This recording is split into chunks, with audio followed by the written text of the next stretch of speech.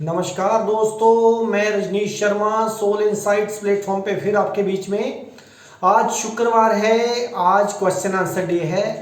अब जो आने वाला समय है, जैसे आने वाला सितंबर अक्टूबर में आप जानते हैं कि फेस्टिवल डेज आ रहे हैं और सब लोग मेरे को अध्यात्म से रिलेटेड बहुत से सवाल पूछ रहे हैं।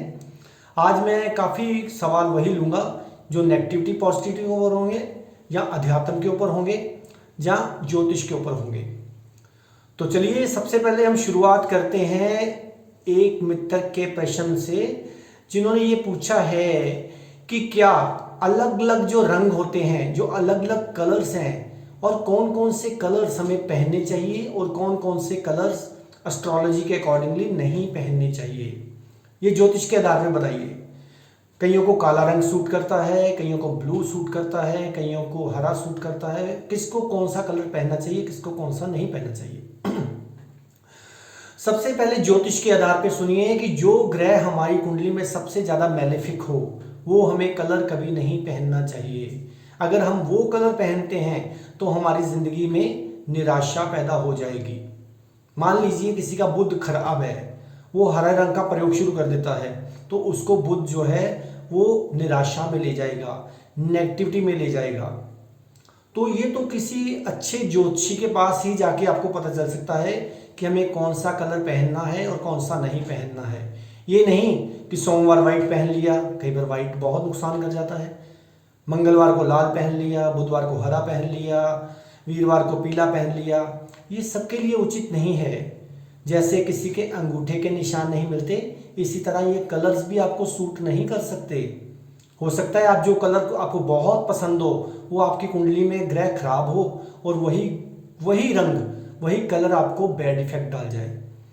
तो इसलिए किसी अच्छे ज्योतिषी के पास जाके ही जानिए कि कौन सा कलर पहनना है और कौन सा नहीं पहनना है। अब एक और मित्र ने पूछा है कि ये जो उत्सव फेस्टिवल्स आ रहे हैं इसके ऊपर कुछ बोलिए। देखिए मैं इसके लिए क्या बोलूँ। फेस्टिवल्स, उत्सव का मतलब होता है नाच गाना, खुशियाँ।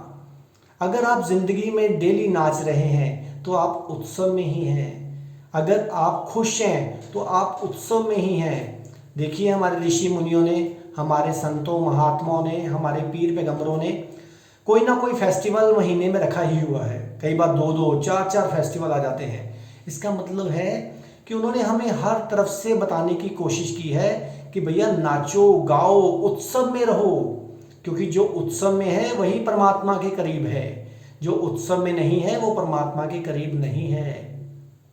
याद रखिए, क्योंकि देखिए श्री कृष्ण जी, अभी जन्माष्टमी निकल के गई है, श्री कृष्ण जी क्या बताते हैं, वो भी नाच रहे हैं, बांसुरी मुंह पे लगाए हुए नाच रहे हैं, मोर मुकुट डाले हुए। शिव भोले बाबा नटराज रूप में नाच रहे हैं। उत्सव का मतलब यही है, खुशियों से भरे त्योहार। और अपनी ज़िंदगी में रोज़ नाचिए, रोज़ खुश रहिए। उतने ही आप विराट के करीब और उतने ही आप परमात्मा के करीब चले जाएंगे। तो ये उत्सव में यही बताते हैं। अब नवरात्रे आने वाले हैं। नवरात्रों का मतलब है कि शुभ रात्रि, नई रात्रि आने वाली है। जो खेतरी बीजते हैं वो इसलिए बीजते हैं कि नई फसल आने वाली है। तो इसका ध्यान रखिए। शक्ति स्वरूपा माँ के नवरात्रे आएंगे, उसके बाद दशहरा, दिवाली, ऐसे कई त्यौहार आएंगे। तो ये समय भी जो है हमें बहुत उचित दिया है परमात्मा ने। हल्की हल्की ठंड होएगी, हल्की हल्की गर्मी होएगी, और यही एक रास्ता है ध्यान में पहुंचने का। क्योंकि जितना आपका तापमान कम होगा उतने ही आप जल्दी ध्यान में उतरते हैं। इसलिए ये फेस्टिवल्स, ज़्यादातर फेस्टिवल्स इन्हीं दिनों में रखे गए हैं। तो उत्सव को मनाइए और परमात्मा के पास रहिए। अब एक और मित्र ने पूछा है कि शिव को महादेव क्यों बोला गया है, क्यों उसको महादेव बोलते हैं। अरे भैया, शिव ही तो सृष्टि के मालिक हैं, शिव ही सर्वव्यापी हैं, शिव ही हर तरफ हैं, इसलिए वो देवों के देव महादेव हैं। और आपने देखा होगा जब हम मर के जाते हैं तो हम शमशान में जाते हैं, शमशान के बाद भी लिखा होता है शिवपुरी, वो भी शिव का स्थान है। शिव का स्थान तो हर जगह पे है। जहाँ शून्यता है वहाँ शिव हैं। शिव का मतलब है, शिवपुरी का मतलब है कि वो आपके सारे कर्मों को नष्ट करके फिर आपको नए जीवन की तरफ भेजता है। तो इसलिए शिव से ऊपर कोई नहीं, शिव ही महादेव हैं, क्योंकि वो कैलाश पे बैठे हुए हैं। कैलाश का मतलब यही है कि अपने सारे विकारों से उठकर ऊपर की तरफ जाइए, तभी आप कैलाश पे हैं और शिव के पास पहुंच सकते हैं। शिव का मतलब कोई ये नहीं कि वहाँ कोई ऐसा इंसान बैठा हुआ है, नहीं। शिव का मतलब निराकार शक्ति, विराट शक्ति, क्योंकि सारा संसार शिव से ही बना है और शिव में ही विनष्ट हो जाएगा। इसी तरह शिव को मृत्यु का देवता कहा गया है। मृत्यु का मतलब आपके विकारों की, आपकी नेगेटिविटी की, इन सब को नष्ट करने वाले कौन हैं? शिव। तो इसलिए शिव देवों के देव महादेव हैं, उनसे ऊपर कोई भी नहीं है। अब एक और मित्र ने पूछा है कि हमें बताइए कि संत अंदर से खाली होता है, इसका क्या मतलब है? अरे भैया, जो संत है, संत का मतलब ही है अंदर से खाली होना। जो खाली अंदर से होना मतलब शून्यता में है, जिसके अंदर कोई विचार नहीं है, वही संत है। जो संतुलन में है वही संत है। संत वो नहीं जो आपको प्रवचन दे रहा है, ये करो, वो करो, ये ना करो, वो ना करो। जो आपको अकर्ता भाव में ले जाए, यानी कि कर्ता भाव से ऊपर उठाए, वही संत है। कर्ता भाव से कौन ऊपर उठ सकता है? जिसके अंदर कुछ भी नहीं है, वो बिल्कुल अंदर से खाली है। वो 24 घंटे परमात्मा के अंदर है, 24 घंटे शून्यता में है, उसी को संत बोला गया है। खालीपन ही संत है, संतुलन ही संत है। तो एक और मित्र ने सवाल पूछा है ज्योतिष से रिलेटेड कि हमें ये बताइए कि मंगल, आपने पीछे मंगल के ऊपर बोला, मंगल के साथ कौन कौन से ग्रह शुभ होते हैं और कौन कौन से अशुभ होते हैं। देखिए, अगर मंगल नेक है, अगर मंगल शुभ है, तो उसके साथ जो भी ग्रह बैठेगा वो सही हो जाएगा। आप देखिए, अगर मान लीजिए एक इंसान शराबी है, तो उसके पास बैठने वाला भी शराबी बन ही जाएगा एक दिन। तो कहने का मतलब ये है कि अगर मंगल हमारा नेक है, अगर मंगल हमारा शुभ है, उसके साथ जुपिटर बैठे, शुक्र बैठे, कोई भी ग्रह बैठे, वो भी उसकी तासीर को अडॉप्ट कर ही लेगा। तो इसमें कोई खास फार्मूलाज नहीं है, कोई और विचार नहीं है इसको मंगल को लेके। तो और एक मित्र ने पूछा है कि हमें ये बताइए कि नेगेटिविटी को कैसे ख़त्म किया जाए। नेगेटिविटी को ख़त्म करने के तरीके आप हर एपिसोड में बताया करें। अरे, नेगेटिविटी को कभी भी प्रयत्न से ख़त्म नहीं किया जा सकता। नेगेटिविटी को ख़त्म करने के लिए आपको अवेयरनेस की ज़रूरत है। जब आप बोध में हो, बोध में ही नेगेटिविटी ख़त्म की जा सकती है। चाहे वो क्रोध हो, चाहे काम हो, चाहे लोभ हो, चाहे कुछ भी हो, वो नेगेटिविटी को ख़त्म करने के लिए आपकी अवेयरनेस बहुत ज़रूरी है। अवेयरनेस के बिना उस नेगेटिविटी को हम दबा सकते हैं। अगर हम दबाएंगे तो वो नेगेटिविटी को दबाने में और नेगेटिविटी को रखने में डबल पावर यूज़ होएगी। तो फिर आप प्रेम कहाँ कर पाएंगे? फिर आप परमात्मा को कैसे पा पाएंगे? जब तक आप किसी भी चीज़ को दबाते हो, समझ लीजिए आपकी डबल ऊर्जा खत्म हो रही है। हमें उसे दबाना नहीं है, उसको देखना है, अच्छी तरह अवेयरनेस में देखना है। तो वो नेगेटिविटी अपने आप ही तिरोहित हो जाएगी, अपने आप ही खत्म हो जाएगी। तो उन्होंने साथ ही एक और सवाल इसी से रिलेटेड पूछा है कि नेगेटिविटी आती कैसे है। हम अच्छे भले होते हैं, सुबह परमात्मा के मंदिर से आते हैं तो अचानक नेगेटिव हो जाते हैं। देखिए, ऐसा कुछ नहीं है कि परमात्मा के मंदिर से आए, गुरुद्वारे से आए, मस्जिद से आए, गिरजा से आए, कहीं से भी आए आप नेगेटिव हो गए, ऐसा नहीं है। अगर जब तक आपके अंदर नेगेटिविटी नहीं होगी, आप नेगेटिव नहीं हो सकते। चाहे वो बिंदु मात्र ही क्यों ना हो, चाहे छोटी सी नेगेटिविटी क्यों ना हो, क्योंकि आकाश में सारी एनर्जीज चल रही हैं। जैसे कि मोबाइल की एनर्जी चल रही हैं, ये वोडाफोन है, ये एयरटेल है, ये स्पाइस है, ये फलाना है, ये धमाकड़ा है। समझ लीजिए सारी एनर्जी चल रही हैं। जैसे आपके अंदर एनर्जीज होंगी, वो वैसी ही एनर्जी को अट्रैक्ट कर लेंगी। इसका मतलब है अपने आप को शांत कीजिए, अपने आप को ध्यान में रखिए, शून्यता में लाइए, ताकि कोई एनर्जी आपकी तरफ अट्रैक्ट ही ना हो।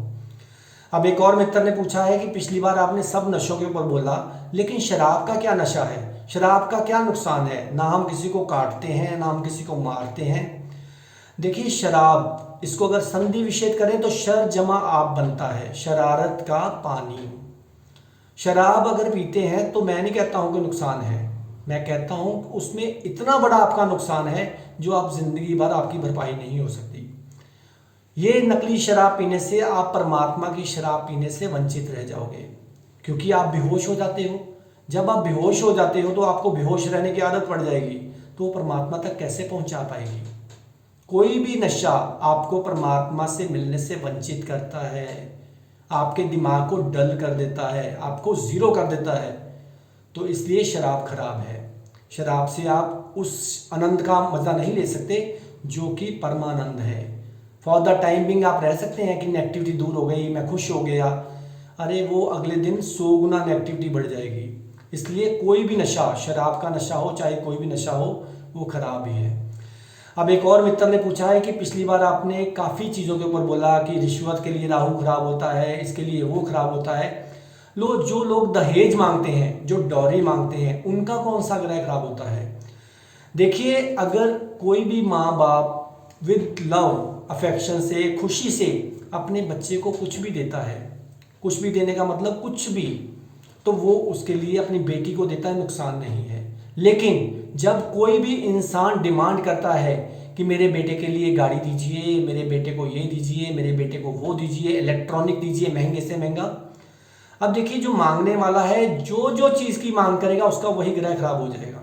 जैसे मान लीजिए वो इलेक्ट्रॉनिक मांगता है तो उसका राहु खराब हो जाएगा, सोना मांगता है तो उसका बृहस्पति खराब हो जाएगा, कैश मांगता है तो उसका शुक्र खराब हो जाएगा। इसी तरह किसी भी चीज़ की वो डिमांड करता है, गाड़ी की डिमांड करता है तो उसका शनि पक्का ही खराब हो जाएगा। डिमांड कभी नहीं करनी है। वैसे तो मैं लड़की वालों को भी कहूँगा, जिसने अपनी लड़की दे दी उसने सब कुछ दे दिया। मत मांगो, दहेज मांगो मत, क्योंकि दहेज से बुरी प्रथा संसार में कोई नहीं है। जिसने साक्षात आपको लक्ष्मी स्वरूपा अपनी बेटी दे दी, उसने आपको सब कुछ दे दिया। किसी भी चीज़ का लालच मत करो, प्रभु से यही कहो कि हमें घर में ही दे। क्यों हम अपने कर्म खराब करें, क्यों हम अपने ग्रह खराब करें। और ग्रह एक पीढ़ी को तंग नहीं करता, 3 पीढ़ियां तक खराब कर देता है। तो इसलिए सोच समझ के कीजिए। कोई भी बैड हैबिट, कोई भी डिमांड, नेगेटिव डिमांड आपके ग्रहों को, आपके कर्मों को और आपकी आने वाली 3 पीढ़ियों तक खराब कर सकती है। इसलिए मैं हर एक से रिक्वेस्ट करता हूँ, दहेज की डिमांड मत कीजिए। कई लोग कहते हैं अरे भैया हमें ना एक दिन पहले ही सामान पहुँचा दीजिए, हम सबके सामने नहीं लेना चाहते। तो उनका शुक्र ग्रह खराब हो जाता है। आप देखिए, उनकी 1+1/2 1.5 पीढ़ी ही सिर्फ सुख लेती है, 1.5 पीढ़ी। यानी कि आज अगर एक इंसान है तो उसके आने वाले बच्चे अपनी आधी उम्र तक सुख लेंगे, उसके बाद सुख खत्म हो जाएंगे। तो दहेज मांगने से दूर रहिए। जो बेटी आपके घर में आई है उसको रिस्पेक्ट दीजिए, उसको प्रेम दीजिए। और जो आपका दामाद है, जो आपके घर आया है, वो भी साक्षात बृहस्पति है, वो भी, उसकी भी आप इज्जत कीजिए। कहने का मतलब दोनों धैर, लड़की वाले भी और लड़के वाले भी एक दूसरे को रिस्पेक्ट दीजिए, ताकि दोनों फैमिलियां खुशहाल रहें हर समय, और उनकी आने वाली जो संतानें हैं वो भी खुशहाल रहें। इसलिए कोई डिमांड नहीं, खुशियों से जीवन व्यतीत कीजिए बिना लालच के। तो इसी तरह और भी बहुत से सवाल हैं, लेकिन उन सवालों का जवाब मैं अगले एपिसोड्स में दूंगा। तब तक आप मेरे चैनल को सब्सक्राइब करते रहिए, soulinsights_RV रजनीश। तब तक आप खुश रहिए, आबाद रहिए, जिंदाबाद रहिए। नमस्कार।